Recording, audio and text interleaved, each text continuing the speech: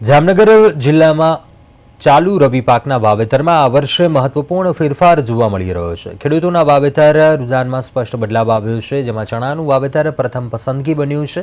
આ વર્ષે ઘઉંનું વાવેતર 38,321 હેક્ટરમાં થયું છે, જે ગત વર્ષ કરતાં અંદાજિત 2,000 હેક્ટર વધુ છે। તે જ રીતે ચણાનું વાવેતર 86,145 હેક્ટર સુધી પહોંચ્યું છે, કે જેમાં ગત વર્ષની સરખામણીએ અંદાજિત 7,000 હેક્ટરનો નોંધપાત્ર વધારો થયો છે। અને બીજી તરફ જીરાના વાવેતરમાં સ્પષ્ટ ઘટાડો નોંધાયો છે।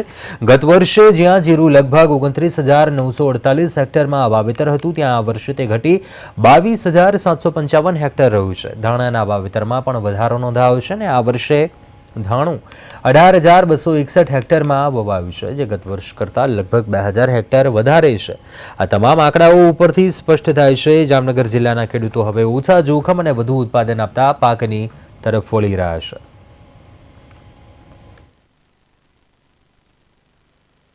જામનગર જિલ્લાના રવિ પાકની વાત કરીએ તો આ વર્ષે જામનગર જિલ્લામાં 1,79,000 હેક્ટર જેટલું વાવેતર પૂર્ણ થયેલ છે, જેમાંથી મુખ્યત્વે ચણા કે જે 86,145 હેક્ટર, આ ઉપરાંત ઘઉં 38,321 હેક્ટર, ઉપરાંત જીરું, રાઈ, ધાણા અને ખાસ કરીને ઘાસચારો અને લીલા શાકભાજી જેવા પાકોનું વાવેતર કરવામાં આવે છે।